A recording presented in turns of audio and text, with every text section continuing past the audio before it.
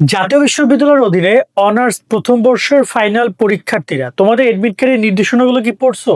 আজকে তোমাদের নিয়ে আমরা পড়বো এবং এর মধ্যে কিছু লুকিত সত্য ঘটনা রয়েছে, সত্য বেশ কিছু ইনফরমেশন রয়েছে যেটা তোমাদের এক্সপ্লেন দরকার, তোমাদের জানা একটু বেশি দরকার, লেখার থেকে একটু বেশি। কারণ আমরা এডমিটের এই ব্যাপারগুলো এক্সপিরিয়েন্স করেছি পরীক্ষা দিয়ে 4টা বছর অনার্সে, মাস্টার্সে, যার কারণে আমরা জানি। তো তোমরা প্রথমবার এক্সপ্রেস দিতে যাচ্ছ পরীক্ষা কেন্দ্রের, না হয় ভুল হলে অনেক ঝামেলা পড়তে পারো না জেনে। তো চলো আমি ভিডিওটি শুরু করি। যারা এখনো YouTube channel, Facebook page subscribe, follow করো না ভাইয়া, কেন করো না আমি জানি না, বাট করা উচিত। কারণ তুমি তোমার সকল পরীক্ষার আপডেট, গুরুত্বপূর্ণ ইনফরমেশন, সাজেশন, গাইডলাইন কোথায় পাচ্ছ?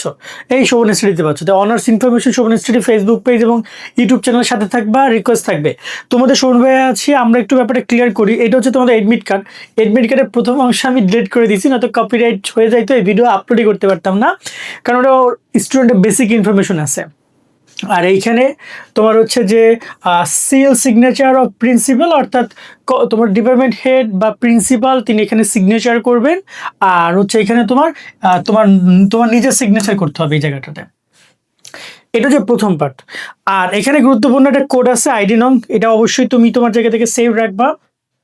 এখানে একটা বারকোড আছে, এই বারকোডের মাধ্যমে তোমাকে কিন্তু বিষয়গুলো মূল্যায়ন করানো হবে, এমনকি এটা স্ক্যান করবে। এই বারকোড উপরেও একটা আছে। আবার তোমার যে ওএমআর শিট, সেখানেও কিন্তু এটা বারকোড থাকে, কারণ এখন সব কিছু স্মার্ট করে ফেলেছে ন্যাশনাল ইউনিভার্সিটি। তারা ওই টিচারদেরকে মোবাইলের মাধ্যমে স্ক্যান করো, সব কিছু কিন্তু পেয়ে যাবে তারা। স্ক্যান করলে এডমিট কার্ড চলে আসবে, বুঝতে পারছো? তারা মোবাইল স্ক্যান করলে তুমি কতটুকু অথেন্টিক এডমিট কার্ড, তোমার চেয়ারের সাথে তোমার সব কিছু মিলছে কিনা। তো এই বিষয়গুলো অনেকে দেখছে পক্সি এক্সাম দিতে যায়, গেলে ধরা গাবা।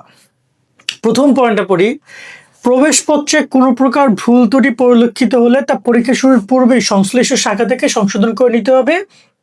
ভুল বা অসম্পূর্ণ প্রবেশপত্র দ্বারা কোনো ক্রমে পরীক্ষা অংশগ্রহণ করা যাবে না। এক্ষেত্রে পরীক্ষার্থী নিজ আবেদন ফর্ম পূরণ করলে তাকে নির্ধারিত ফি প্রদান করে প্রবেশপত্র সংগ্রহ করতে হবে। অর্থাৎ নির্ধারিত ফি দিয়ে পরীক্ষা শুরুর আগেই তোমার এডমিট কার্ডে কোনো ভুল আছে কিনা দেখে নিবা। বিশেষ করে তোমার নাম, পরিচয় যেগুলো আছে ওইগুলো, তার সাথে তোমার সাবজেক্ট করে কোনো ভুল আছে কিনা। কারণ অনেক সময় সাবজেক্ট করে ভুল থাকে। তুমি পড়েছো একটা সাবজেক্ট কোড, আসছে আরেকটা সাবজেক্ট, তখন তোমাকে কিন্তু পরীক্ষার যে সাবজেক্টটা আসতে বর্তমানে সেখানে পরীক্ষা দিতে হবে। তাই বিষয়টার প্রতি বিশেষভাবে একবার এখন দিয়ে দেখে নিও। 2 নম্বরে বলেছে যে বিশ্ববিদ্যালয় কর্তৃক নির্ধারিত দিন, তারিখ, সময়সূচি অনুযায়ী পরীক্ষা অংশগ্রহণ হবে। ইতিমধ্যে পরীক্ষার রুটিন পরিবর্তন হয়েছে। পরীক্ষার রুটিন অনেক সময় পরিবর্তন হইতে পারে পরীক্ষার সময় যে কোনো কারণে, কারণ যেহেতু জাতীয় বিশ্ববিদ্যালয় অনেকগুলো পরীক্ষা একসাথে চলে, দেশে বিভিন্ন সময় বিভিন্ন ঘটনা ঘটে। সো তোমরা একটু কান খোলা রাখবা। 3 নম্বরে বলেছে পরীক্ষার দিন প্রথম দিনে পরীক্ষা হলে দরজা 1 ঘন্টা আগে এবং পরবর্তী দিনে আধা ঘন্টা আগে খোলা হবে। পরীক্ষার হলে পরীক্ষার্থী ছাড়া তার কোনো আত্মীয় স্বজন, আপনজন প্রবেশ নিষেধ। তো অনেকেই দেখা যায়, আমার অনেক বান্ধবী তার হাজবেন্ডে নিয়ে যেত। তো এখনো অনেক জায়গায় নেওয়া চাই অভিভাবকদেরকে, বাট নিয়ম হচ্ছে নেওয়া যাবে না, এটা মাথায় রেখো। ওই গার্ডের সাথে হাঙ্গা ভাঙ্গা করলে হবে না, নিয়ম আছে নেওয়া যাবে না। এবং পরীক্ষার প্রথম পরীক্ষার্থীর 1 ঘন্টা আগে খুলবে এবং পরবর্তী পরীক্ষার দিন আধা ঘন্টা আগে খুলবে। আমার মনে আছে, এখন আমি পরীক্ষা দিতে যাইতাম, গার্ডে পরীক্ষা কেন্দ্রের সামনে গিয়ে দাঁড়িয়ে থাকতাম। কি যে বিরক্তকর একটা চিন্তা, মানে সময়, খুবই খুবই বিরক্তকর। তারপরে যাই হোক না কেন, কিছু করার নাই, চেষ্টা করবো অন্তপক্ষে পরীক্ষার আগে 1 ঘন্টা আগে ওখানে থাকার। কারণ রাস্তাঘাটে যে কোনো কিছু ঘটতে পারে। পরীক্ষা শুরু হবে যখন, তার 1 ঘন্টা আগে ওখানে উপস্থিত থাকবো, লাগলে আধা ঘন্টা রেস্ট নাও, লাগলে যে নোট নিয়ে যাও সেটা ওখানে বসে পড়তে পারো। পরীক্ষার্থী হলে প্রবেশপত্র, রেজিস্ট্রেশন কার্ড, পরিচয়পত্র, কালি, কলম, পেন্সিল, জ্যামিতি বক্স, ক্যালকুলেটর প্রয়োজনে। টাকা পয়সা ব্যতীত পরীক্ষার্থীর সঙ্গে অন্য কিছু থাকা অবৈধ। কি কি বলেছে একটু শোনো। পরীক্ষা কেন্দ্রে প্রবেশপত্র, রেজিস্ট্রেশন কার্ড, পরিচয়পত্র, কালি, কলম, পেন্সিল, জ্যামিতি বক্স, ক্যালকুলেটর, টাকা পয়সা, কারণ অনেক অনেক দূরান্ত থেকে যাচ্ছে। সো এইগুলো তোমরা নিতে পারবা। এবং তার সাথে একটা জিনিস মিসিং আছে এখানে, আমার মনে হইতেছে, সেটা হচ্ছে যে ঘড়ি। তোমরা ঘড়ি ব্যবহার করতে পারবা, কিন্তু কোনো প্রকার তোমার হচ্ছে স্মার্ট ওয়াচ ব্যবহার করতে পারবা না। মানে নর্মাল যে অ্যানালগ ঘড়িগুলো, ওইগুলো ব্যবহার করতে পারবা কাঁটাযুক্ত। প্রবেশপত্রে উল্লেখিত বিষয় কোড শিরোনাম ব্যতীত অন্য কোনো বিষয় কোড বা শিরোনামে পরীক্ষা অংশগ্রহণ করা যাবে না। এটা তো খুবই ইম্পর্টেন্ট ব্যাপার বা এটা বেসিক ব্যাপার।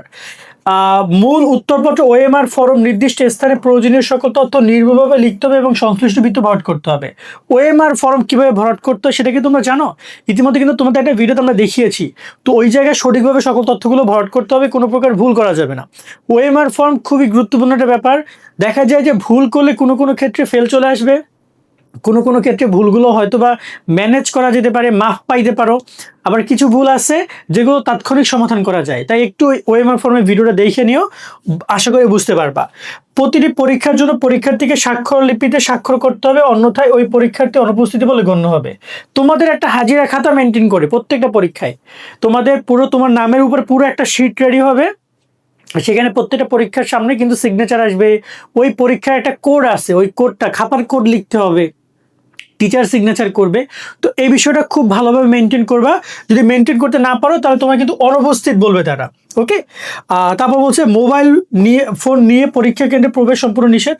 কোনো প্রকার মোবাইল ফোন নিতে পারবে না। সো এক্ষেত্রে অনেকেই দেখা যায় যে পরীক্ষা কেন্দ্রের বাইরে অনেক দোকানপাট পাওয়া যায় যারা কিনা মোবাইল ফোন জমা রাখে টাকার বিনিময়ে। সো তোমরা চাইলে সেটা করে রাখতে পারো। দেখা গেলো যে মোবাইল ফোন তোমরা কি করবা, এটা আমি তোমাকে টেকনিক শেয়ার করি। আমাদের অনেক ফ্রেন্ড আছে, ওরা ওই দোকানে মোবাইল রাখতো। ওরা কি করে জানো, মোবাইল রাখার আগে একটা ভিডিও করতো ওই মোবাইল দিয়ে, করে বন্ধুকে পাঠিয়ে দিত মেসেঞ্জারে।